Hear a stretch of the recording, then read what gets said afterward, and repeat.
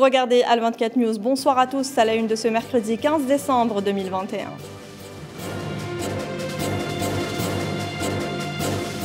Coopération algéro-tunisienne, les deux parties plaident en faveur d'une nouvelle vision. Au menu, partenariat approfondi et perspectives d'intégration régionale. C'est le dossier de ce journal.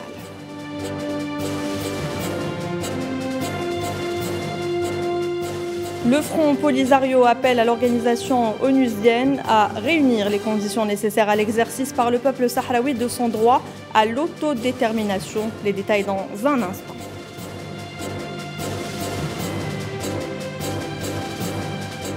Il est une figure emblématique de l'émancipation des colonies espagnoles d'Amérique du Sud au XIXe siècle. Un hommage a été rendu à Alger à Simone Bolivar.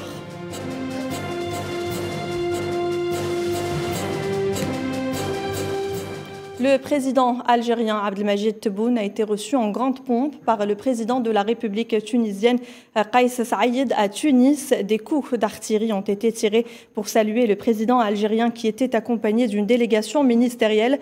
Tebboune a été accueilli à l'aéroport présidentiel de l'Aouina en présence des ministres tunisiens de l'Intérieur, des Affaires étrangères, de la Santé et de la mer de Tunis.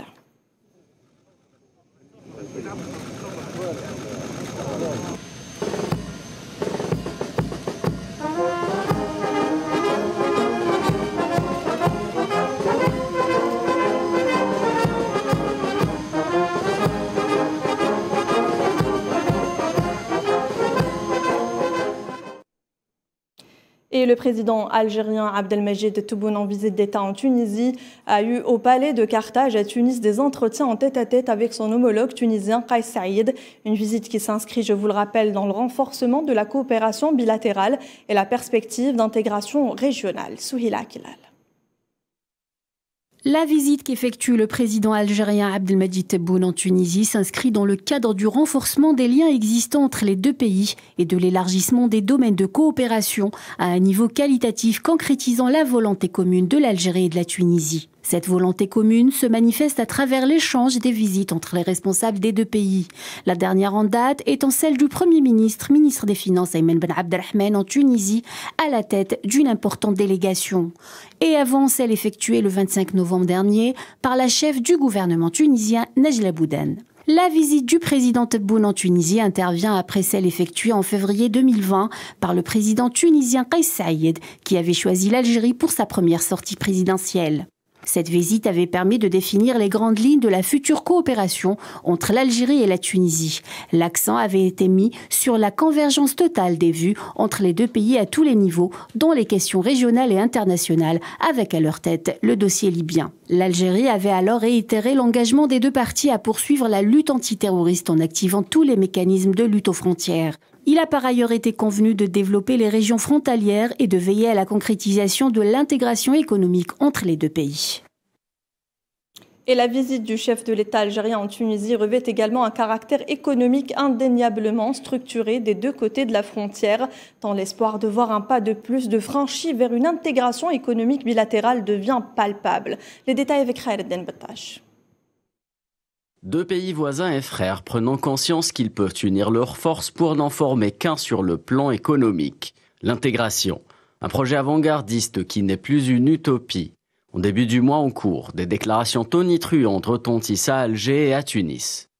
En tant que gouvernement, nous œuvrons à la mise en œuvre mutuelle des orientations indiquées par nos deux présidents respectifs, et ce afin de porter la coopération bilatérale au niveau escompté dans tous les secteurs, en matière d'intégration et de complémentarité.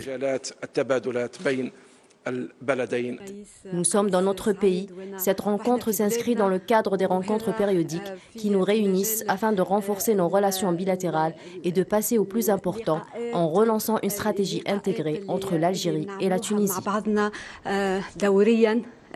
La visite entamée aujourd'hui par le président algérien Abdelmadjid Tebboune en terre de Carthage, après celle effectuée par les deux chefs du gouvernement respectifs, pourrait défricher le terrain à la levée des dernières barrières systémiques, notamment douanières et tarifaires, entravant ce rêve longtemps caressé par les deux peuples. Les deux parties ont mis en avant les relations bilatérales ancrées et historiques, soulignant la volonté des dirigeants des deux pays de promouvoir la coopération en vue d'amorcer une nouvelle ère basée sur l'intégration et la complémentarité économique et la coordination stratégique bilatérale. Car l'histoire nous apprend que les relations économiques algéro-tunisiennes ne datent pas d'hier, mais ont commencé au lendemain de l'indépendance de l'Algérie, avec la signature, entre autres, d'un accord de coopération économique qui ont défini les principes et précise les domaines où elle pouvait s'exercer, et d'une convention commerciale et tarifaire qui instaure un régime douanier préférentiel. Différentes rencontres ont été tenues récemment par la délégation ministérielle algérienne lors de la dernière visite effectuée par le Premier ministre algérien Ayman Ben Abdelrahman en Tunisie, dans divers secteurs afin d'identifier toutes les opportunités de coopération bilatérale.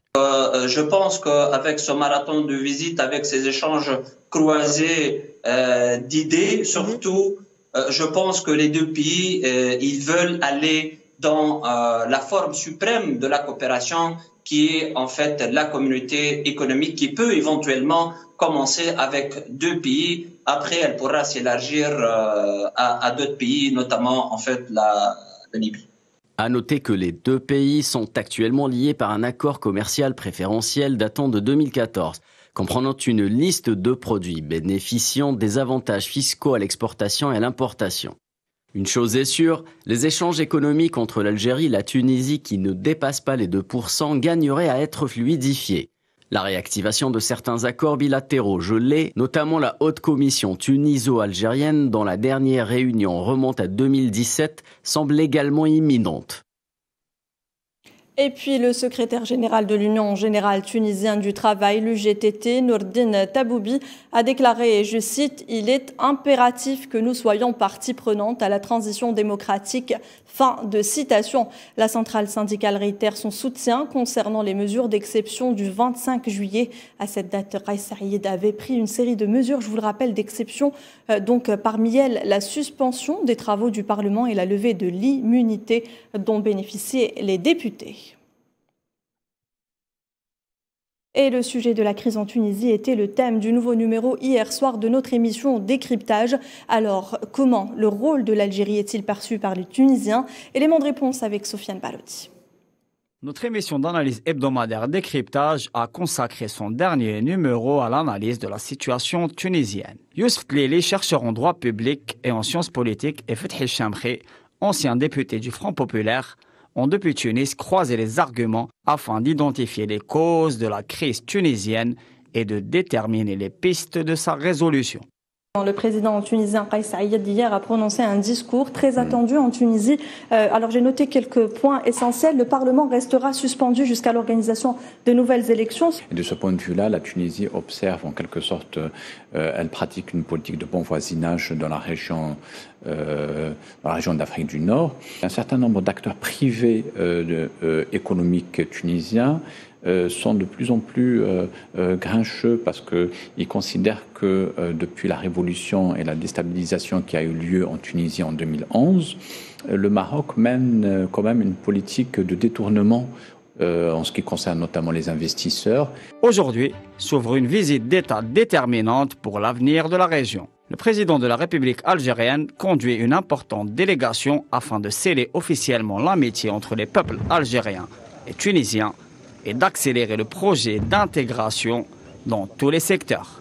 Le gouvernement algérien peut être d'un soutien et un partenaire efficace pour aider à cette sortie de crise. Quelles étaient les conditions socio-économiques qui ont mené à ce fameux 25 juillet en Tunisie ? Se relancer dans un processus diplomatique et de coopération internationale qui respecte notre souveraineté, mais aussi qui soit ouvert et inclusif et dont la seule motivation soit notre intérêt national. Les intervenants tunisiens ont mis l'accent sur le rôle positif de solidarité indéfectible que joue l'Algérie en soutien du peuple tunisien. Vous savez que l'indépendance de nos pays a été faite par des gens qui pensaient qu'à terme nous allons être tous ensemble un seul pays, de la Mauritanie jusqu'en Libye, qui pensaient foncièrement à cette unité de l'Afrique du Nord ou du Maghreb arabe. Le nom importe peu, mais à cette unité de peuples qui ont quand même beaucoup partagé et qui partageront encore beaucoup. ainsi que sur l'unité de destin qui cimente le lien des deux pays frères, pivot historique de l'unité maghrébine, de l'action arabe et de l'Union africaine. Dans un autre contexte, afin de faciliter les échanges commerciaux entre l'Algérie et la Libye, la réouverture du poste frontalier terrestre de Debdeb Dames aura lieu dans les prochains jours. L'exploitation de ce passage frontalier pourrait atteindre 3 milliards de dollars dans un premier temps. Les détails avec Mohamed Wali Ben Chaban. Le potentiel économique du poste frontalier terrestre de Debdeb Dames peut atteindre 3 milliards de dollars, d'où l'intérêt pour son exploitation par l'Algérie est basé sur la diversification de la production nationale et la promotion des exportations algériennes. Les échanges commerciaux avec l'ouverture de ce passage frontalier pourraient atteindre 3 milliards de dollars contre 65 millions de dollars actuellement, dont 59 millions de dollars d'exportation algérienne vers la Libye. 3 milliards de dollars que j'avais annoncé précédemment, c'était un objectif sur 2 ans, 3 ans. C'est pas, donc, ça sera à horizon donc, 2025, les 3 milliards de dollars. L'importance de l'ouverture de ce poste frontalier devrait faire gagner en temps et logistique les opérateurs économiques des deux pays. Les marchandises algériennes entreront directement en Libye sans devoir faire le transit par la Tunisie. Et l'ouverture du poste de Debdeb est très important pour nous Algériens parce qu'il permet un accès direct à la Libye, ce qui est un avantage très important en matière de compétitivité, en matière aussi de réduction des coûts des délais. Ça, c'est une avancée très importante. Donc, les frontières deviennent donc des zones d'accès vers les pays limitrophes. La situation stratégique de la Libye fait du mouvement commercial entre la Libye et l'Algérie d'une part et avec les pays africains d'autre part. Un passage stratégique important pour l'exportation des marchandises de manière simple et fluide et sans frais exorbitants. Et je vous le disais en titre, la poursuite de la colonisation de parties du Sahara occidental par le Maroc constitue une violation des résolutions des Nations Unies relatives à la décolonisation. Le Front Polisario appelle l'organisation onusienne à réunir les conditions nécessaires à l'exercice par le peuple sahraoui de son droit à l'autodétermination. Mohamed Amina Berkan. Dans un communiqué rendu public mardi à l'occasion du 61e anniversaire de la déclaration sur l'octroi de l'indépendance aux pays et peuples coloniaux de la résolution 1514 de l'Assemblée générale onusienne, la représentation du Front Polisario à l'ONU a affirmé que la poursuite de la colonisation de parties du Sahara occidental par le Maroc constitue une violation des résolutions des Nations Unies et de l'avis consultatif rendu le 16 octobre 1975 par la Cour internationale de justice et concluant que les éléments et renseignements portés à sa connaissance n'établissaient l'existence d'aucun lien de souveraineté territoriale entre le territoire du Sahara occidental et le Royaume du Maroc.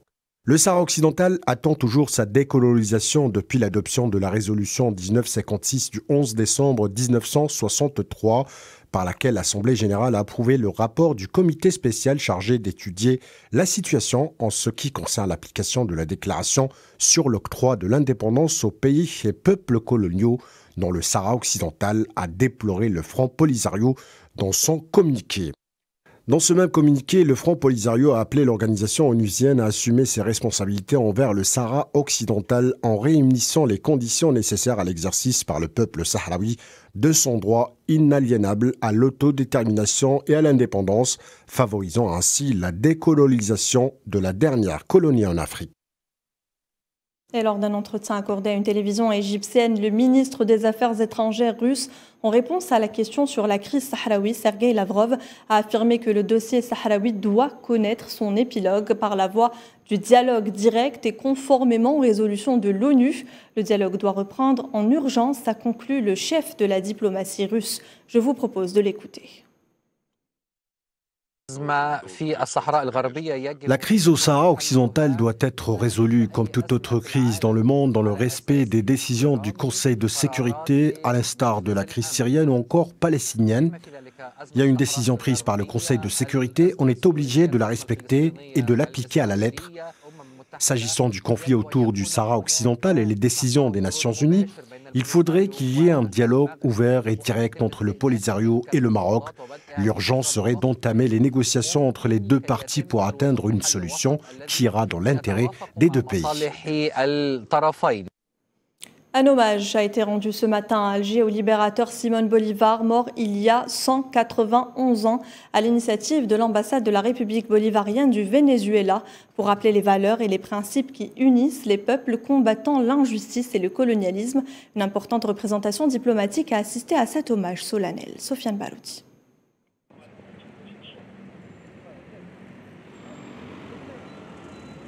L'ambassade du Venezuela a organisé une célébration au niveau de la place Simón Bolívar à Bab el Oued, en plein cœur d'Alger.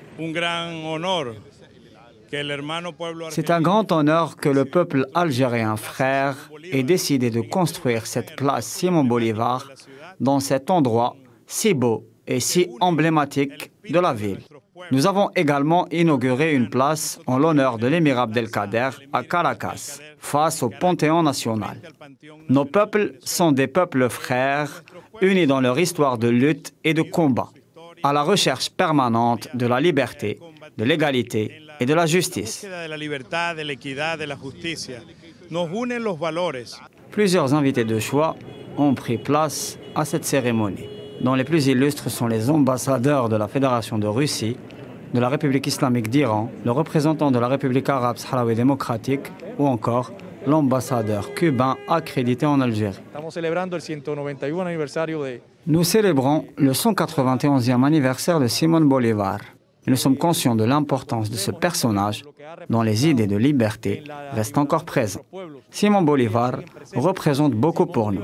Et dire « El Libertador de l'Amérique » est quelque chose de très important. D'autres ont suivi son cheminement d'indépendance en Amérique latine et dans les Caraïbes.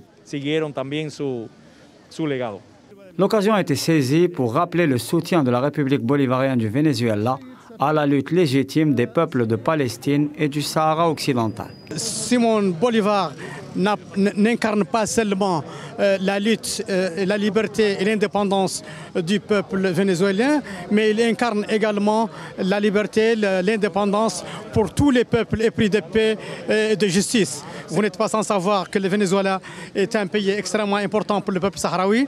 C'est un pays qui a contribué, qui a donc accompagné la lutte du peuple sahraoui depuis 1975, depuis le premier jour du déclenchement de la lutte armée. Donc c'est un soutien indéfectible comme le peuple algérien. Donc c'est un soutien sur lequel nous comptons. La cérémonie a été clôturée dans une ambiance fraternelle.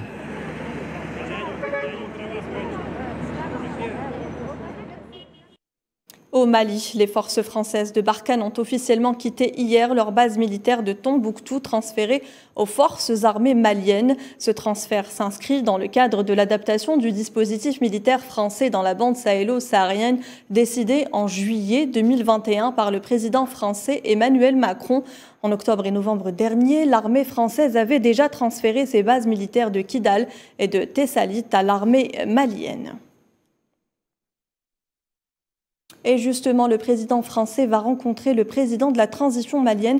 Une rencontre après plusieurs échanges téléphoniques. Elle est prévue le 20 décembre prochain dans la capitale malienne, Bamako.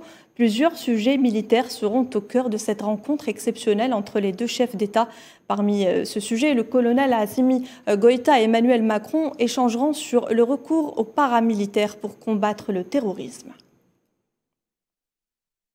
Réunion ministérielle du Conseil de paix et de sécurité de l'Union africaine hier par visioconférence. Le ministre des Affaires étrangères et de la communauté nationale à l'étranger, Ramtan Lamamra, a plaidé pour une approche globale face aux vecteurs d'instabilité en Afrique que sont les flux financiers illicites et les flux illicites d'armes dans la région. Le chef de la diplomatie algérienne a également insisté sur la nécessité d'ériger le principe des solutions africaines aux problèmes africains. La réunion a vu la participation des ministres des Affaires étrangères des 15 États membres du Conseil de paix et de sécurité et les représentants d'autres pays africains, de la Commission de l'Union africaine et de l'Organisation des Nations unies. Cette réunion a été présidée par le vice-premier ministre et ministre des Affaires étrangères d'Éthiopie, Demek Mekonnen. Les Émirats arabes unis menacent par courrier de ne pas signer un accord de 23 milliards de dollars avec les États-Unis pour l'achat de 50 chasseurs F-35, 18 drones Reaper et de l'armement, selon le Wall Street Journal. La raison porterait indirectement sur les tensions entre les États-Unis et la Chine. Abu Dhabi estime que ces exigences de sécurité pour protéger les équipements de défense de haute technologie de l'espionnage chinois seraient trop onéreuses. Au chapitre santé, le Royaume-Uni accélère le pas pour la 3e dose mais refuse les mesures sanitaires restrictives face au variant Omicron. Tous les adultes éligibles pourront recevoir leur injection avant la fin de l'année. L'essentiel des infections à Omicron ont été détectées en Angleterre, mais l'Écosse, le pays de Galles et l'Irlande du Nord voient aussi les cas grimper très vite.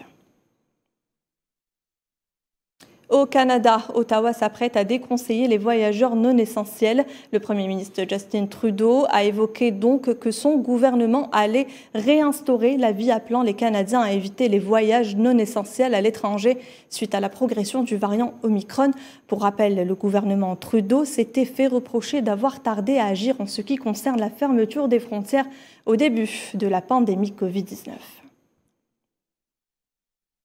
Et Covid toujours en Europe, les petits-enfants de 5 à 11 ans peuvent désormais eux aussi recevoir leur dose de vaccin. Cette campagne de vaccination est déjà autorisée et en cours au Danemark et en Autriche. La Grèce, l'Espagne, la Hongrie ou encore la ville de Berlin lancent une campagne de vaccination contre la Covid-19 à destination des enfants. Une mesure lancée alors que la forte reprise épidémique concerne massivement les enfants et que les écoles ferment dans de nombreuses régions. Naïla Hamouda.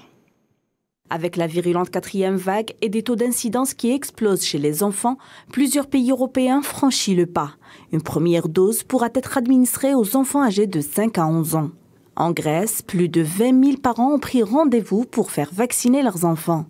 En Allemagne, où les opposants à la vaccination restent mobilisés, plusieurs régions, dont la capitale Berlin et la Bavière, se lancent eux aussi. Bon élève de la vaccination en Europe, l'Espagne compte vacciner pas moins de 3 millions d'enfants. Il ne s'agit pas du même vaccin que pour le reste de la population. Les enfants de 5 à 11 ans ne recevront que le vaccin Pfizer et un tiers d'une dose normale. La vaccination se fera sur une période de 3 à 6 semaines pour les 2 injections de vaccin.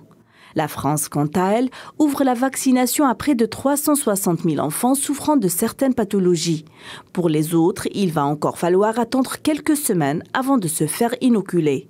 D'autres pays européens comme l'Italie, la Pologne, les pays baltes ou encore la Slovaquie, la République tchèque, le Portugal et la Suisse démarreront leur campagne dans les prochains jours. En dehors du continent européen, le Canada et les États-Unis ont eux aussi autorisé la vaccination des jeunes sujets.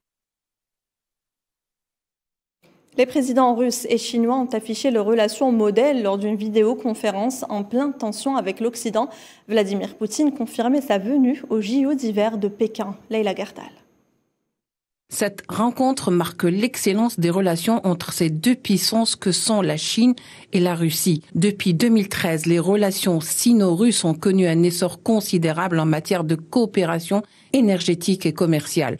Sur le plan politique, les deux pays montrent très peu de divergences et semblent jouer la même note concernant leur vision et leur conception dans le règlement de certaines crises et même dans leur positionnement géopolitique.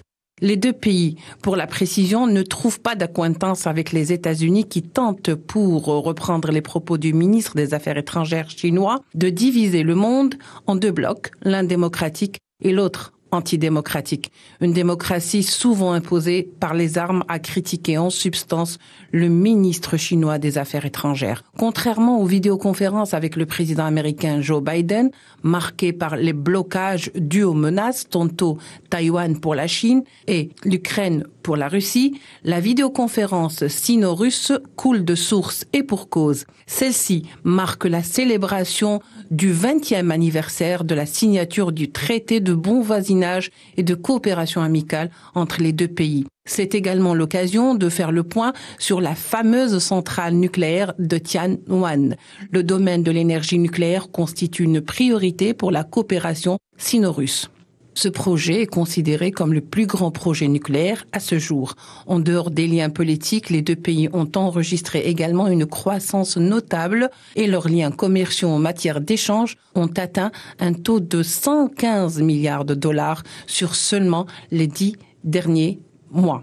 Autre augmentation perçue aussi dans les investissements directs qui ont atteint les 39%. Cette vidéoconférence entre les deux hommes forts de ce monde constitue un message clair à leurs adversaires dont le discours semble dépassé face aux nouveaux défis incarnés avec force par le dragon chinois. Le ministère des Affaires étrangères qui a dénoncé les sanctions prononcées par l'Union européenne à l'encontre du groupe paramilitaire russe Wagner, accusant les Occidentaux d'hystérie.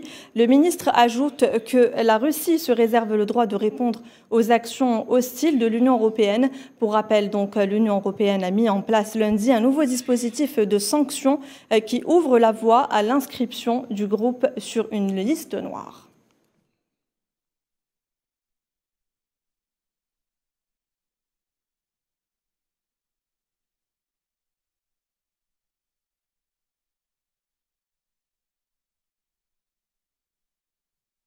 Et retour à l'actualité principale de ce mercredi 15 décembre, donc la visite du chef de l'État algérien à Tunis, en Tunisie, accompagné donc de Kais Saïed, le président tunisien. Actuellement, la conférence de presse a lieu en Tunisie. Je vous propose de se connecter directement avec notre envoyé spécial pour revivre cette conférence de presse en direct.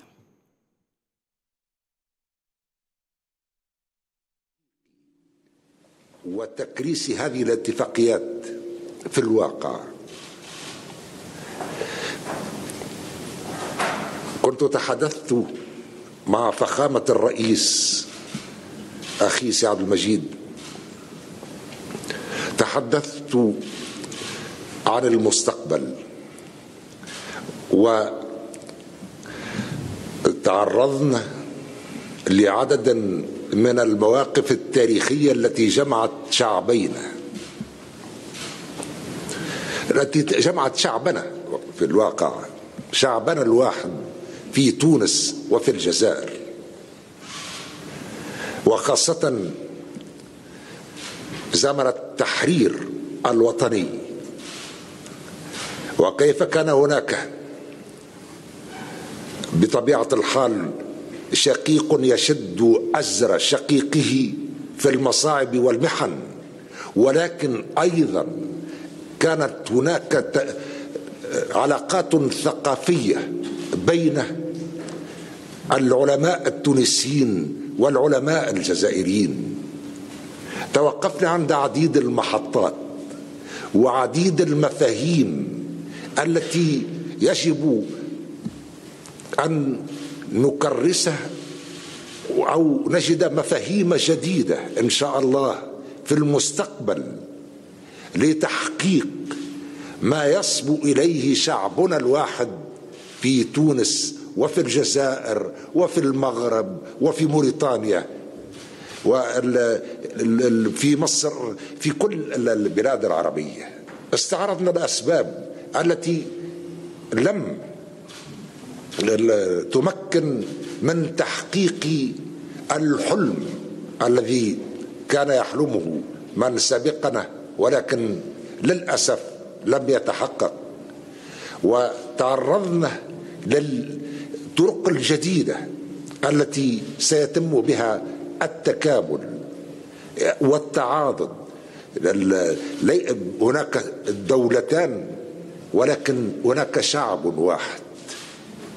الرايتان التونسية والجزائرية أمامنا يرفعها التونسيون والجزائريون في نفس الوقت، وهذا دليل على أن العلاقات بيننا هي علاقات متميزة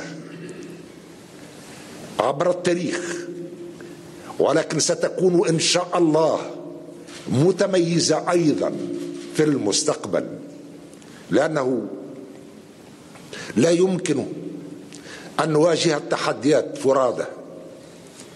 يجب أن نكون مجتمعين بطرق مختلفة، بطرق نستنبطها، ولكن بطرق تحقق المقاصد التي وضعت من أجلها هذه الاتفاقيات والتي تم التعرض إليها.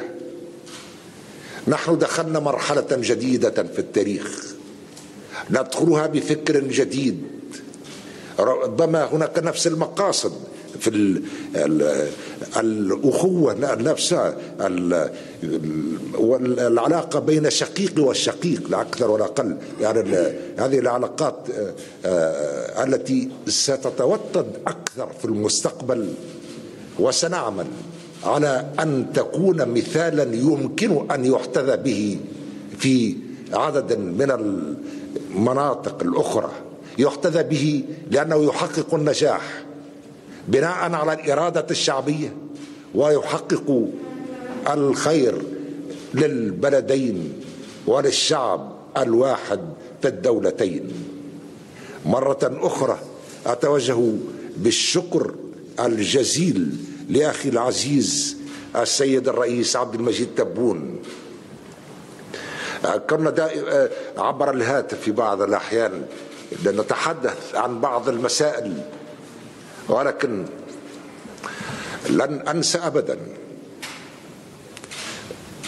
الموقف الجزائري في ظل الجائحة، وكان تم الحديث عن ذلك، كيف يتم اقتسام الأكسجين بين الدولتين. هذا ما قاله لي سيادة الرئيس عبد المجيد تبون: سنتقاسم كل شيء، نتقاسم نفس الأمال ونفس الإرادة لتحقيق آمال شعبنا في تونس وفي الجزائر. هناك تنسيق كامل ومستمر بالنسبة إلى القضايا المطروحة في الجهة، بالنسبة إلى الوضع في ليبيا. ومرة أخرى لا يكون الوضع مستقرا في ليبيا إلا إذا كان الحل نابعا من الإرادة الحرة للشعب الليبي. هو صاحب السيادة وهو الذي يقرر مصيره بنفسه بكل حرية، فالحل لا يكون إلا ليبيا. أيضا من بين المسائل التي تم التعرض إليها الجملة من القضايا الدولية، ولكن جملة من الحقوق أو الحق الفلسطيني في أرض فلسطين. أتمنى أن يتحقق كل هذا في القريب العاجل. حاول اختصار المسافة في الزمن، اختصار المسافة في التاريخ، حتى نتلافى ما ضاع في بعض الأحيان، ما ضاع من فرص. كل شيء يجمعنا ولا شيء يفرقنا. سيادة الرئيس وأخي العزيز السيد عبد المجيد تبون، شكرا لكم مرة أخرى على هذه الزيارة التي شرفتم بها شعبنا في تونس.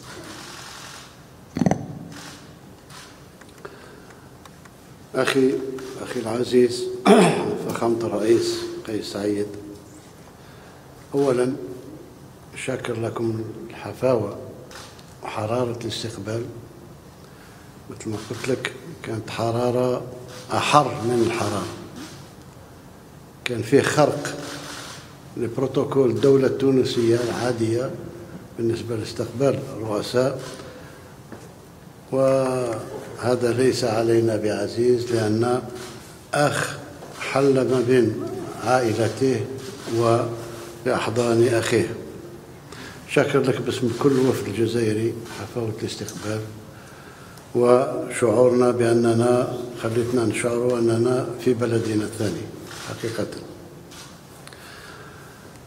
أرجع إلى البسملة لأن لا يحلو الكلام إلا من بعد البسملة. بسم الله الرحمن الرحيم. صلى اللهم وسلم على سيدنا محمد وعلى آله وصحبه أجمعين. أجدد التعبير عن سعادتي بتواجدي على أرض تونس الشقيقة، وأعرب عن جزيل شكري وامتناني لما حظيت به والوفد المرافق من حسن استقبال وكرم ضيافة. وأود في البداية والشعب التونسي الشقيق يحتفل بعد غد بعيد الثورة أن أتوجه إليكم فخامة الرئيس وإلى الشعب التونسي الشقيق أصالة عن نفسي وباسم الشعب الجزائري بأحر التهاني وأطيب التمنيات. إن هذه الزيارة تندرج في إطار جهودنا المشتركة والمتواصلة لتمتين علاقات الأخوة المتجدرة بين شعبينا الشقيقان. بهذا الخصوص أعرب عن عميق الارتياح لما أفضت إليه محادثاتنا ثنائية اليوم، والتي من نتائجها المباركة تأكيد حرصنا على الدفع بالتعاون الثنائي في مختلف المجالات، آملين إن شاء الله أن نصل إلى اندماج اقتصادي وإلى آفاق وحدوية موحدة مشتركة إن شاء الله. وهو حرص ينبثق عن إرادة متقاسمة ويترجم التوجه الاستراتيجي الذي نطمح أن يقوم على الاستغلال الأمثل لمقومات التقارب الإنسانية والتاريخية والجغرافية والثقافية. وتأسيسا على ذلك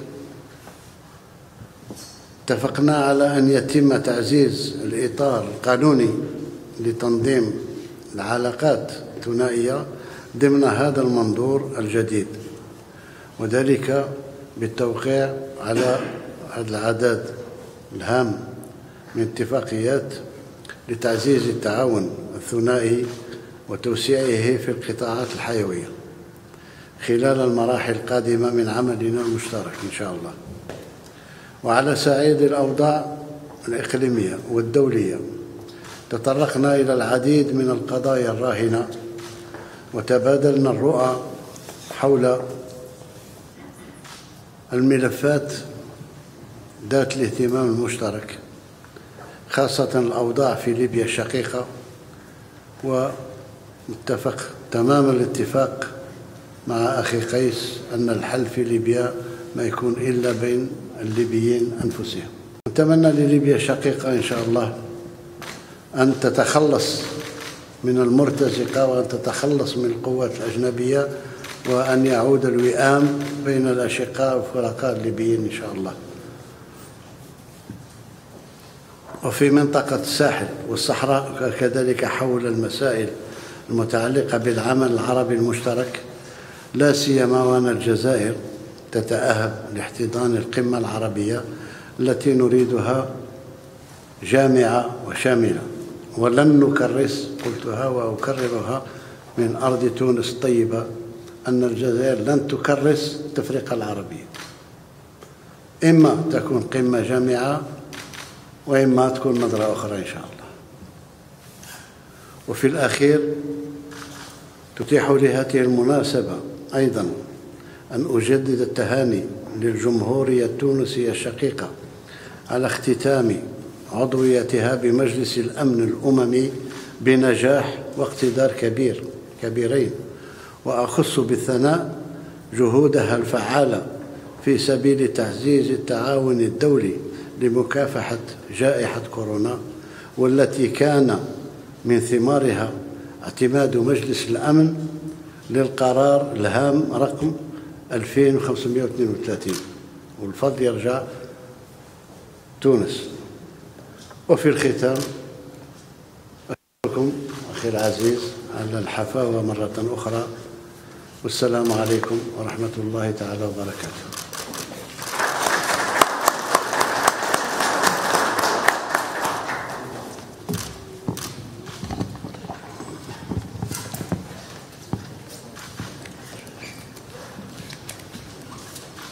بسم الله الرحمن الرحيم. سعيد بكاري من وكالة الأنباء الجزائرية. سؤال موجه إلى سيادة رئيس الجمهورية التونسية.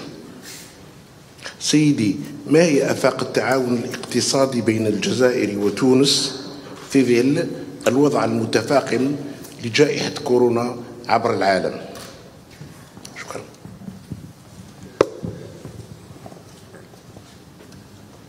لا أريد أن أتحدث عن الآفاق. إن شاء الله تنجلي هذه الجائحة من العالم كله أو تعود الحياة طبيعية في كل العالم. أما عن آفاق التعاون فهي الآفاق التي يقتضيها التاريخ، لأننا لا يمكن مرة أخرى أن نبني للمستقبل إلا مجتمعين متآلفين متآزرين، كل طرف مع الطرف الآخر بصوت واحد، بموقف واحد، بموقف موحد بالنسبة إلى كل القضايا. يعني الآفاق كبيرة جدا، ونحن نسير معا لصنع تاريخ جديد بعد قراءتنا النقدية لبعض الفترات التاريخية وللأسباب التي حفت بتلك الفترات حتى نتلافاها. والحمد لله رب العالمين أننا نقرأ هذا التاريخ قراءة واحدة ونستشرف المستقبل استشرافا موحدا، استشرافا يقوم على الاندماج ويقوم على التكامل ويقوم على الأخوة. أريد أن أؤكد على الأخوة لأنها واقع ملموس في بلدينا، في دولتينا. وللأسف يعني كان في السابق لا يتحدثون عن المغرب العربي إلا في الخارج.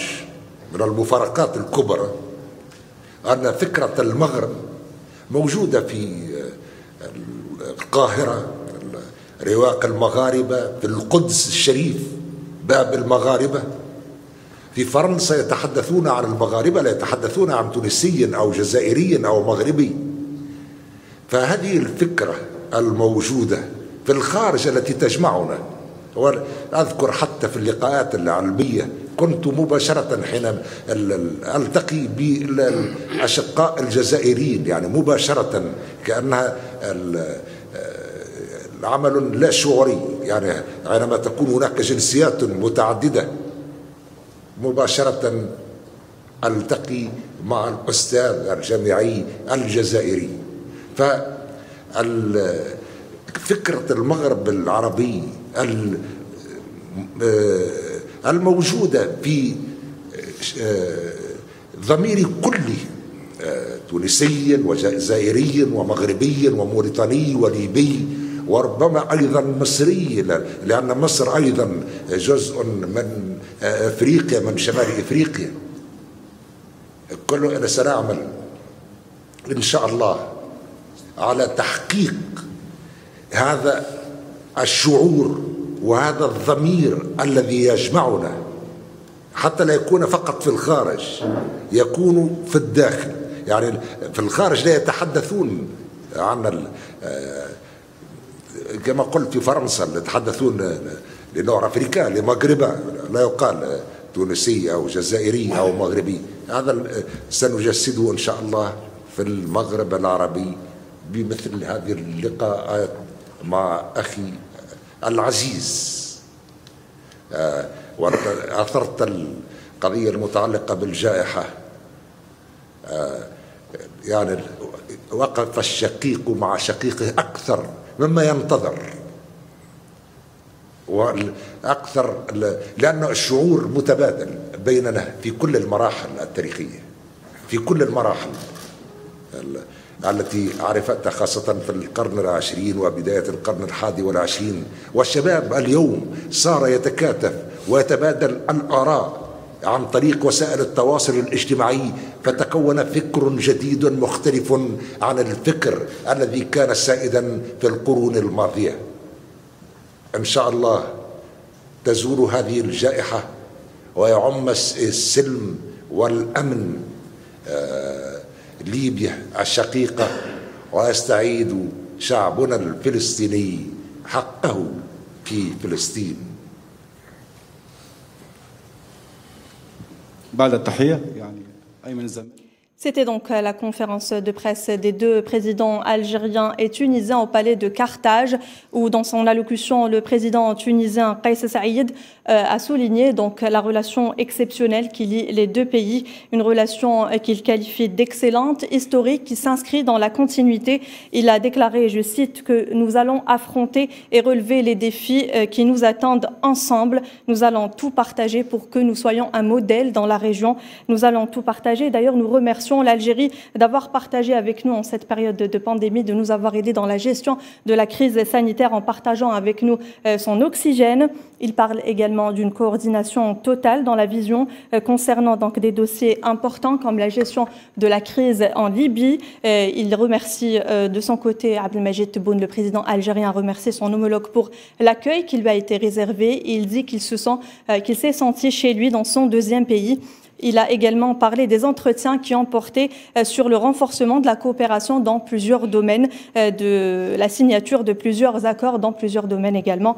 Le président algérien a dit, je cite, « Nous avons échangé autour des dossiers qui nous préoccupent particulièrement en Libye, au Sahel et dans la région du Sahel et également de la Ligue arabe ». Je rappelle que cette visite donc s'inscrit dans le renforcement de la coopération bilatérale et la perspective d'intégration régionale. Retour à l'actualité internationale, la réalité virtuelle, une avancée technologique qui pourrait révolutionner les techniques traditionnelles de recrutement. C'est le défi lancé par le groupe hôtelier MGM Resort International qui a décidé d'avoir recours à ce nouveau mode d'embauche. Iman Merad.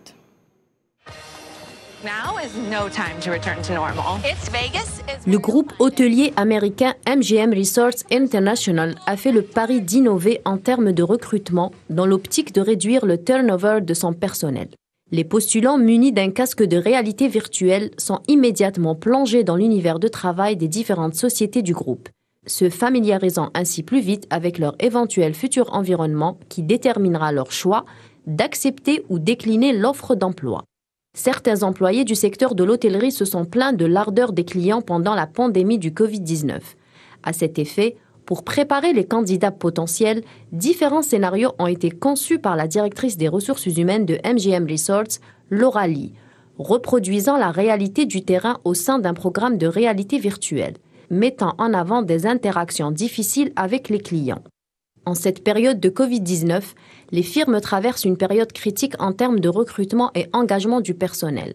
Les perles rares se font désirer et coûtent de plus en plus cher. Pour cause, la pandémie du Covid-19 a poussé de nombreux talents à quitter leur poste de travail et à se lancer dans l'entrepreneuriat. Pour rappel, il a été enregistré un nombre record de démissions des salariés dans le secteur de l'hôtellerie au cours de ces 2 dernières années. Dans ce contexte, les employeurs doivent donc fournir plus d'efforts pour attirer et surtout retenir les nouvelles recrues. La réalité virtuelle serait-elle une solution miracle pour un meilleur recrutement? Pourra-t-on démocratiser cette nouvelle technique? MGM Resorts y croit fortement.